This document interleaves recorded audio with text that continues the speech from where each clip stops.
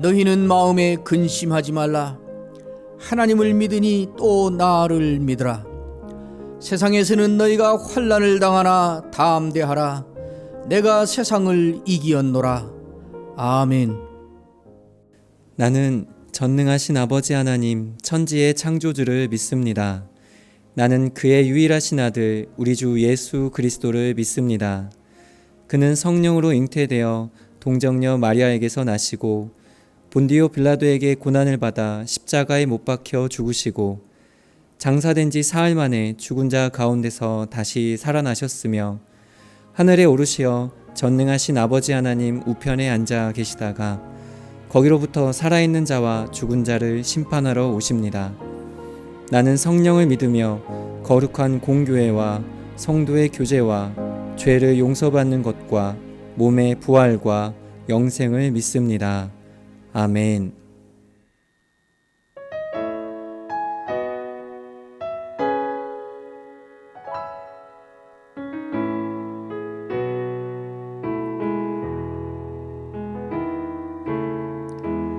나를 지으신 주님 내 안에 계셔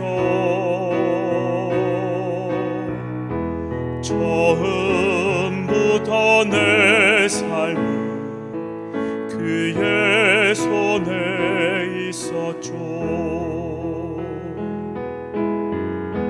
그는 내 아버지 난 그의 소유 내가 어딜 가든지 날 떠나지 않죠. 내 이름 아시죠. 내 모든 생각도 내 흐르는 눈물 그가 닦아주셨죠.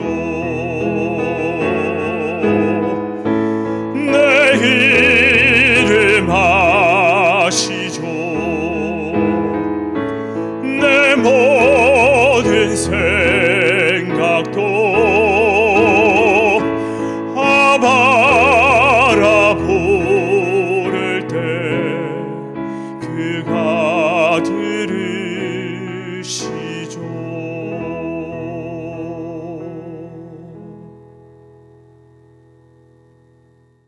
누가복음 16장 1절에서 9절 말씀. 지금 우리에게 주시는 하나님의 말씀을 들으십시오. 또한 제자들에게 이르시되 어떤 부자에게 청지기가 있는데 그가 주인의 소유를 낭비한다는 말이 그 주인에게 들린지라. 주인이 그를 불러 이르되 내가 내게 대하여 들은 이 말이 어찌 됨이냐. 내가 보던 일을 세마라. 청지기 직무를 계속하지 못하리라 하니 청지기가 속으로 이르되 주인이 내 직분을 빼앗으니 내가 무엇을 할까. 땅을 파자니 힘이 없고 빌어먹자니 부끄럽구나. 내가 할 일을 알았도다. 이렇게 하면 직분을 빼앗긴 후에 사람들이 나를 자기 집으로 영접하리라 하고 주인에게 빚진 자를 일일이 불러다가 먼저 온 자에게 이르되 내가 내 주인에게 얼마나 빚졌느냐. 말하되 기름 100마리니이다. 이르되 여기 내 증서를 가지고 빨리 앉아 50이라 쓰라 하고 또 다른 이에게 이르되 너는 얼마나 빚졌느냐. 이르되 밀 100석이니이다. 이르되 여기 내 증서를 가지고 80이라 쓰라 하였는지라. 주인이 이 옳지 않은 청지기가 이를 지혜 있게 하였으므로 칭찬하였으니 이 세대의 아들들이 자기 시대에 있어서는 빛의 아들들보다 더 지혜로움이니라. 내가 너에게 말하노니 불의의 재물로 친구를 사귀라. 그리하면 그 재물이 없어질 때에 그들이 너희를 영주할 처소로 영접하리라. 오늘 보는 말씀은 불의한 청지기라는 제목으로 잘 알려진 예수님의 비유입니다. 이 비유는 특별히 제자들을 상대로 주신 비유입니다. 그래서 제자들에게 이르시되 라는 말로 시작을 합니다. 불의한 자라고 판정이 난 사람의 이야기를 제자들에게 하면서 너희들은 어떤 점에서는 이 사람만 또 못하다고 책망하고 있다는 점에 이 비유의 독특하고도 또 무서운 점이 있습니다. 예수님이 하신 불의한 청지기의 이야기는 매우 간단합니다. 오늘날 세상 이곳저곳에서도 우리가 늘 보는 현상입니다. 현대적으로 이 이야기를 풀어서 하면 이렇습니다. 어떤 큰 회사에 중요한 직책에 있는 상당한 재량권을 가진 그러한 직원이 있었습니다. 아마 전무쯤 되는지 모르겠습니다. 그런데 이 사람이 늘 수시로 회사의 돈을 빼돌리는 것입니다. 그리고 자기가 마음대로 써버리는 것입니다. 말하자면 횡령을 해오고 있는 것이지요. 그런데 이 사실이 드러나서 주인에게, 그 사장에게 이게 들키게 됐습니다. 그래서 그 결과로 이 사람은 파면을 당하게 됐습니다. 이제 파면을 통보받은 것입니다. 파면을 통보받고 이 청지기가, 이 직원이 심각한 이제 고민을 합니다. 즉각적으로 이제 나에게 어떤 상황이 닥쳐오는 것인가를 인식을 한 것이지요. 이제는 끝이구나. 나는 쫓겨나는 거구나. 그러면 내 생활은 어떻게 되는가? 심각한 고민을 하며 대책을 고심합니다. 막노동을 해볼까? 그것은 힘이 없어서 안 되고, 구걸을 해서 먹고 살 것인가? 그것은 내가 할 수 없는 그런 일이고, 고민하다가 대책을 드디어 세웁니다. 회사에 돈을 빌려서 이자를 내고 쓰는 사람, 회사에 건물을 임대해서 쓰며 월세를 내는 사람, 이 사람들을 개인적으로 불러서 계약을 다시 하면서 돈을 많이 깎아주고 혜택을 주면 내가 나중에 그만둬서 살기 어렵다 그럴 때 이 사람들이 나를 책임져주고 나한테 보상을 해주지 않겠는가. 그 계산을 하고 즉각적으로 나아가서 사람들을 개인적으로 부릅니다. 회사에 얼마 빚졌냐? 3천만 원. 빨리 계약서를 갖고 와서 그것을 2천만 원으로 써라. 회사에 월세를 얼마씩 내기로 했느냐? 한 달에 1,000만 원. 그러면 계약서를 갖고 와서 빨리 한 달에 월세를 800만 원으로 고쳐 써라. 이렇게 하는 것입니다. 공문서 변조를 하는 것입니다.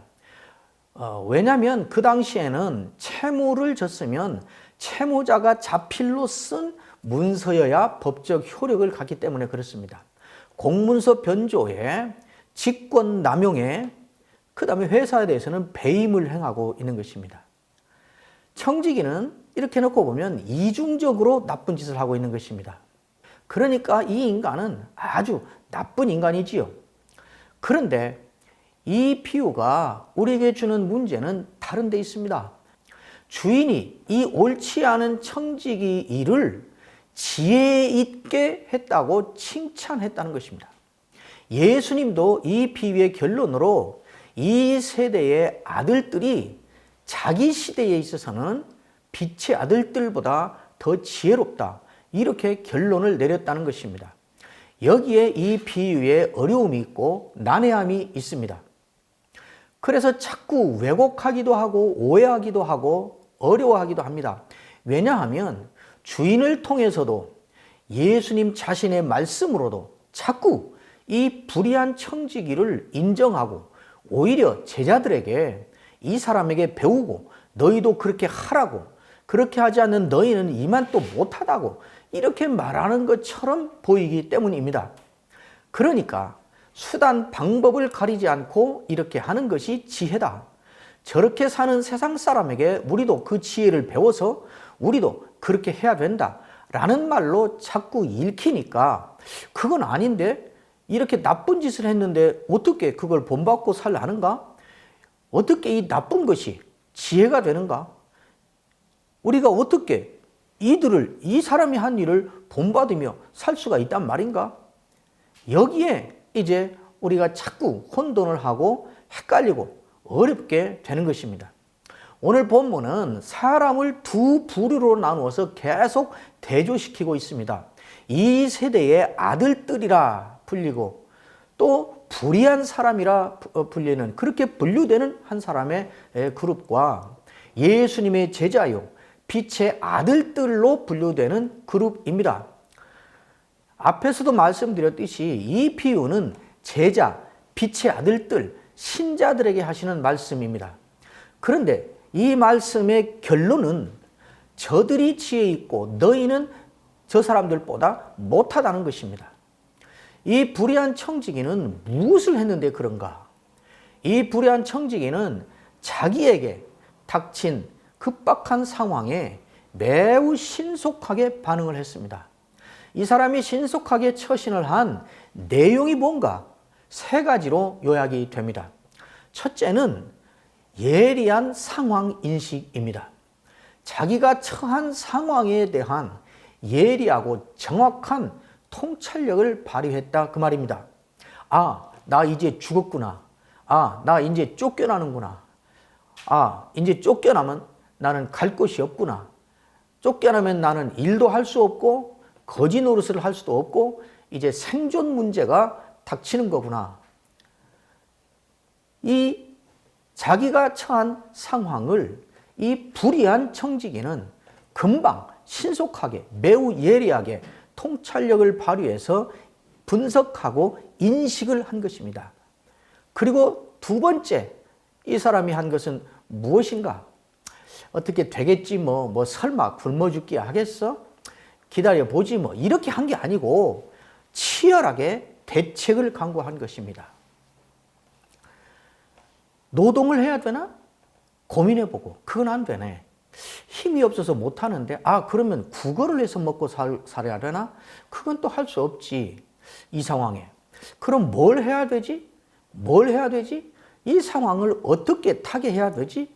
이 상황을 어떻게 대책을 세우고 돌파해야 되지? 치열한 고민을 한 것입니다. 그래서 내놓은 대책이 뭔가? 돈 빌려간 애들 경감해주고 우리 회사에 부채액을 가진 사람들, 채무자들을 불러서 내 재량권을 발동해서 혜택을 주면 혜택을 입은 그들이 내가 어려워질 때 나를 돕지 않겠는가? 치열한 고민과 계획을 세우고 또 고민하고 그래서 대책을 세운 것입니다. 그리고는 어떻게 하는가? 그 사람이 한 세 번째 행동입니다.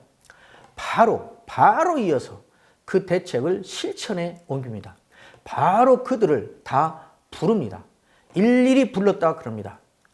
만나서 한 건을 처리해서 얼마냐? 너 얼마 내기로 했냐? 그래?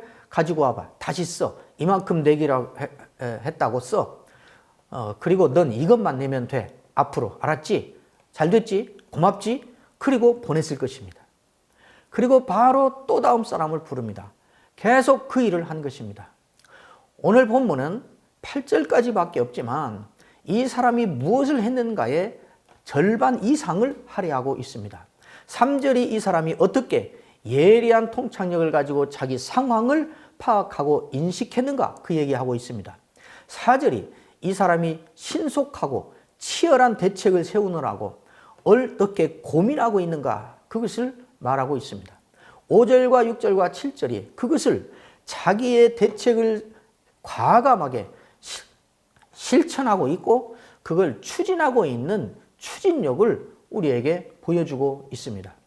그래서 이 사람은 불의한 자이지만 불의한 일을 하다가 망할 상태에 처했지만 그리고 비록 다시 또 불의하고 불법적인 행동이지만 어쨌든 이 세상에서 통할 만한 모든 방법을 총동원해서 자기의 생존을 유지할 방안을 만들어냈다는 것입니다.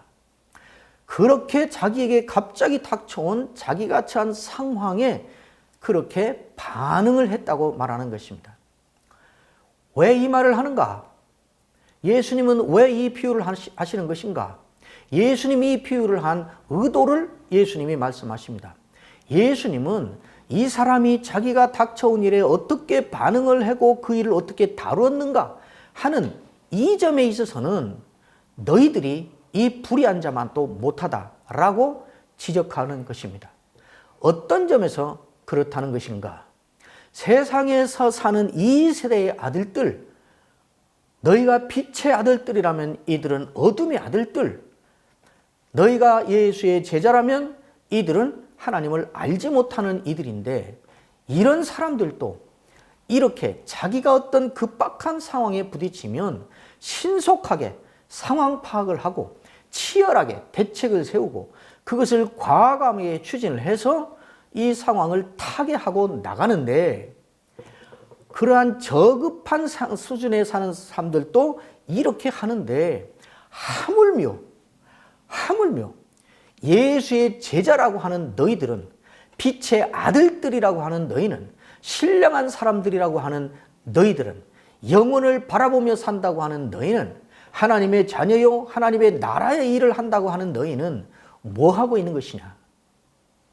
더 거룩한 일, 영적인 일, 신령한 일, 가치 있는 일, 영원한 일, 귀한 일, 주의 일, 하나님의 일을 맡은 자의 삶을 사는 너희가 지금 처한 상황을 놓고 아무것도 않고 있고 고민도 하지 않고 있으면 그것이 얼마나 큰 잘못이냐. 그 점에서는 너희가 쟤들만도 못한 거 아니냐. 그것을 책망하고 있고 경고하고 있는 것입니다. 다른 말로 하면 예수님은 지금 어떤 급박한 상황이 벌어지면 이 불의한 청지기처럼 너희도 수단과 방법을 가리지 않고 어떻게든 살아남을 방도를 찾는 것이 지혜이다. 이것을 말하고 있는 것이 아닙니다. 이 불의한 인간에게 너희도 한 수 배워라. 그 말이 아닌 것입니다. 이 불의한 자가 행한 그 짓을 놓고 말씀하는 것이 아닙니다. 그가 닥쳐온 자기 상황에 어떤 태도로 대처했는가? 자기가 닥쳐온 이 상황을 얼마나 위중하게 여기고 얼마나 그것을 급박하게 여기고 거기에 대처하는 데에 몰입을 했는가? 그 위기 대처의 자세와 태도, 그 반응을 예수님은 지금 말씀하고 있는 것입니다. 그의 행동을 본받으라는 것이 아닙니다. 오히려 반대입니다. 이 불의한 자처럼 행동하지 말고 예수의 제자, 빛의 아들, 하나님의 자녀다운 행동을 하라고 하시는 것입니다. 이 불의한 청지기는 그런 상황이 닥치자 바로 대처하고 반응하고 고민하면서 어떤 대책을 내어놨는가? 더 악한, 더 큰 죄를 범해서 그 문제를 해결할 더 불의한 일을 하는 대로 갔습니다. 너희도 그렇게라도 해서 현상을 타개하라. 그 말이 아니고 그런 일이 벌어졌는데 아무런 반응도 하지 않고 아무렇지도 않게 넘어가고 있는 그 반응, 그 자세를 말한 것입니다. 우리 같으면 그런 일이 벌어졌으면 바로 반응을 해서 아, 큰일 났구나. 내 죄의 결과구나. 이거 내가 정말 잘못한 거구나. 그럼 어떻게 해야 되는가? 아, 회개해야 된다. 잘못했다고 빌고 다시는 이런 짓을 안 하겠다고 사과하고 내가 길바닥에 나 앉을지라도 이제 지금부터라도 빛의 아들답게 고생하면서 갚아가면서 살아야 된다. 이런 반응을 해야 될 텐데 이 사람은 악을 행해서라도 자기가 살 길을 찾는 바로 상황에 반응을 했는데 너희는 그렇지 않다. 그런 반응을 하지 않은 것을 말하는 것이고 이런 짓이라도 해서 살 길을 찾아야 되지 않냐. 그 말을 한 것이 아닌 것입니다. 그래서 예수님은 이 비유를 마지막에 9절 한 말씀으로 결론을 짓습니다. 내가 너희에게 말하노니 불의의 제물로 친구를 사귀라. 그리하면 없어질 때에 저희가 영원한 처소로 너희를 영접하리라. 이게 무슨 말인가? 여기 불의한 재물이라는 말은 죄를 범해서 습득한 불법적인 재물 그 말이 아니고 이 세대를 사는 이 세대의 사람들의 기준으로 보아서 한 말입니다. 그냥 재력이라는 말로 해석해도 좋습니다. 이 사람은 돈을 가지고 그 돈으로 자기의 입속을 챙기고 그 돈으로 못된 짓을 하고 지편을 만들고 협잡을 부리고 또 사람을 사고 거래하는 대로 돈을 썼는데 내가 너희에게 말하노니 너희는 재물을 가지고 그렇게 하지 말라고 말하는 것입니다. 친구를 사귀라. 그 돈을 어려운 사람 돕고 굶는 사람 밥 먹이고 선한 일을 하고 그래서 너와 거래 관계에 있어서 조건부 상대 거래처를 만드는 것이 아니라 너의 도움을 받고 살아나서 너를 좋아할 친구를 사귀라는 말입니다. 돈을 그렇게 쓰지 말고 이렇게 쓰라고 사실은 그 불의한 사람대로 하지 말라고 말씀하는 것입니다. 그리하면 없어질 때에 저희가 영원한 처소로 너희를 영접하리라. 하나님이 계시는 곳, 우리가 갈 곳을 말합니다. 그러니까 제자답게, 빛의 아들들답게, 하나님의 자녀답게, 그 높은 수준의 가치관을 가지고 사는 사람답게 돈을 쓰라고 말씀하고 있는 것입니다. 지금 팬데믹 시대로 말미암아, 바이러스로 말미암아 어떻게 될 건가 모두가 두려워하고 있습니다. 세상의 기업가들, 요식업자들, 또 심리학자들, 여러 사람들이 앞으로 이제 바이러스가 닥쳐와서 이 팬데믹이 길어지면 무슨 상황이 올 건가? 멘탈 데믹이 온다. 정신적, 심리적 공황 상태가 온다. 이 상태가 오면 어떻게 해야 될 건가? 대책을 세우고 고민하고 있습니다. 요식업계를 종사하는 사람들 가운데는 이 상황이 이렇게 심리적으로 불안하고 초조하고 두렵고 무섭고 괴롭고 외롭고 우울하고 죽고 싶고 이런 상황이 오게 되면 사람들은 달달한 음식을 좋아하게 되고 순간적으로 에너지를 공급하는 음식을 찾게 될 것이다. 그러므로 앞으로 요식업은 그리 가야 된다 하고 해서 이미 그 일에 나서고 있는 사람들이 있습니다. 심리적으로 이런 공황 상태가 올 때는 그것을 벗어나기 위하여 평화로운 음악이나 자연의 소리를 들어서 마음의 평안을 얻는 길로 가야 된다. 이것을 알고 고민해서 이미 명상 앱을 만들어서 팔기도 하고 정신건강 애플리케이션을 만들어서 제공하기도 하고 어떤 사람들은 사운드 디자인이라는 이름으로 자연의 소리, 마음을 평안히 해주는 음악가들을 엮어서 음악을 만들기도 합니다.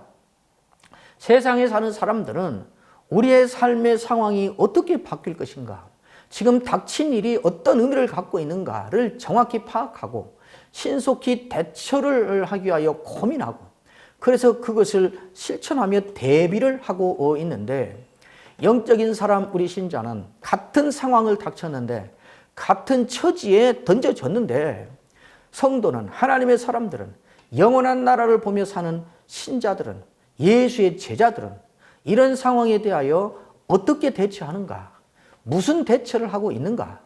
이 상황을 제대로 하나님의 눈으로 예수님께서 말씀하셨듯이 하나님이 이 상황에 던져놓은 이 시대를 향한 하나님의 징조가 무엇인가를 파악하려는 데 애쓰고 그 상황을 정확히 인식하는가? 통찰력을 발휘하고 있는가? 그래서 그 상황에 대한 치열한 대책을 지금 고민하며 우리가 영적인 존재들이니까 성도들이니까 예수의 제자들이니까 빛의 아들들이니까 하나님 나라를 바라보며 하나님 수준에서 사는 사람들이니까 거기에서 내놓을 수 있는 대책들을 우리가 지금 강구하고 내놓고 있고 고민하고 있는가? 민감하게 반응하고 있는가? 그리고 과감하게 그것을 추진력을 발휘해서 추진하고 있는가? 그 문제를 지금 우리에게 도전하고 있는 것입니다. 너희는 수준이 다르다. 너희는 품격이 다르다. 그 품격에 맞게 살라. 너희하고 전혀 품격이 다른 사람들도 이렇게 하는데 너희는 훨씬 더 이보다 더 열심히 영적인 차원에서 대비를 해야 되지 않겠는가 하는 도전을 우리에게 하고 있는 것입니다. 저는 이 비유를 대할 때마다 사도 바울의 말씀이 떠오르곤 합니다. 고린도전서 6장 2절 3절에 사도 바울이 그렇게 말합니다. 성도가 세상을 판단할 것을 너희가 알지 못하느냐. 세상도 너희에게 판단을 받겠거든 지극히 작은 일 판단하기를 감당치 못하겠느냐. 이어서 말합니다. 우리가 천사를 판단할 것을 너희가 알지 못하느냐. 그러하거든 하물며 세상 일이겠느냐. 사도 바울은 아주 답답하다는 듯이 이야기를 합니다. 너희가 세상을 심판할 자라는 것을 알지 못하느냐. 너희가 심지어 천사들도 심판하고 판단할 사람이라는 그런 수준의 사람이라는 것을 알지 못하느냐. 이렇게 말하는 것입니다. 우리의 수준이, 우리의 품격이 세상과 같지 않고 세상을 오히려 판단하고 심판하고 심지어 천사까지도 판단할 그럴 위치에 있고 그런 수준에 있고 그런 존재라고 말하는 것입니다. 좌도 아니고 우도 아니고 진보의 노예도 아니고 보수의 신봉자도 아니고 우리는 예수의 제자이고 빛의 아들들이고 세상을 심판할 자들입니다. 사도 바울이 이렇게 말한 뒤에는 그런데 왜 그 품위에 걸맞게 살지 않고 마치 세상에서 사는 사람하고 똑같은 것처럼 그 속에 얽혀서 거기에 휘말려서 똑같이 그렇게 사는가? 너희들은 그렇게 살아서는 안 될 사람이다. 너희들은 신분이 다르고 품격이 다르고 수준이 다르고 가치가 다르다. 거기에 걸맞게 살라 하는 도전의 말씀으로 그렇게 하는 것입니다. 오늘 예수님의 비유의 핵심도 거기에 있는 것입니다. 저들처럼 살라는 것이 아니라 그 수준의 그 사람들도 자기 일에 대해서는, 이 시대에 속한 일에 대해서는 그렇게 사는데, 그것과 비교할 수 없는 높은 차원에 있는 너희가 그 수준에 걸맞는 그런 모습으로 살지 않는다면 너희는 빛의 아들들이라면서 어둠의 아들들만도 못하고 예수의 제자라면서 이 세대의 사람들로 사는 그 사람들만도 못한 거 아니냐, 이 도전을 하고 있는 것입니다. 여러분, 우리는 세상에서 그냥 이렇게 살다가 없어질 사람이 아닙니다. 세상에서 잘 살아남으면 될 사람들이 아닙니다. 우리는 다른 차원의 사람들입니다. 빛의 아들들입니다. 하나님의 수준을 기준으로 사는 사람들입니다. 우리 품격에 맞게, 우리 자존심에 맞게 상황을 파악하고 치열하게, 과감하게 대책을 세우고 추진력을 발휘하여 그렇게 담대하게 살아야 우리 품격에 맞고 우리 자존심에 맞게 사는 것이 되는 것입니다. 그 일을 하지 않으면 자기 살아남자고 치열하게 불법과 불의를 일삼는 이 시대의 사람들, 빛이 아니라 어둠의 아들들로 사는 이 사람들만 또 우리는 못한 것이라고 도전하고 있는 것입니다. 우리가 처한 상황이 무엇인가 정확히 이해하고 통찰력을 발휘하고, 그렇다면 어떤 대책을 세워야 하는가 치열하게 그 대책을 강구하고, 그러고 나면 바로 과감하게 그 대책을 추진하여 나감으로 이 시대에 빛을 비추고 우리 자신도 빛의 아들인 증거를 드러내며 멋지게 신자로 닥친 상황을 살아가는 우리 모두가 되기를 주의 이름으로 축원합니다.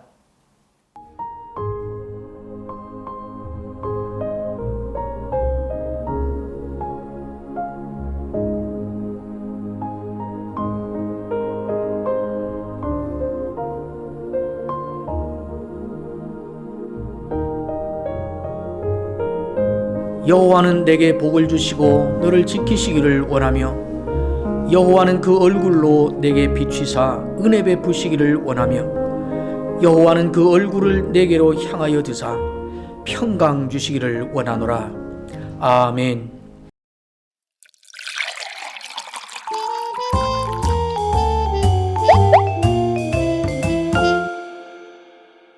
한국교회 설교자들과 목회자 부부들을 가슴에 품고 우리 설교자 하우스에서 특별한 세미나를 준비했습니다. 첫째는 공감 설교로 돌파하라 하는 세미나입니다. 지금은 모든 사회와 모든 사회 구성원들이 절망, 좌절, 외로움, 불안, 소외감, 우울, 분노, 이런 감정들에 가득 차 있습니다. 이런 멘탈 데믹, 정신적 공황 시대에 우리 설교자들은 이 문제를 고민하고 이제 공감 설교로 이 괴물과 같이 닥쳐온 멘탈 데믹 시대를 이제 돌파해 봅시다 라는 차원에서 이 세미나를 준비했습니다. 많은 설교자들이 오셔서 유익을 얻기를 바랍니다.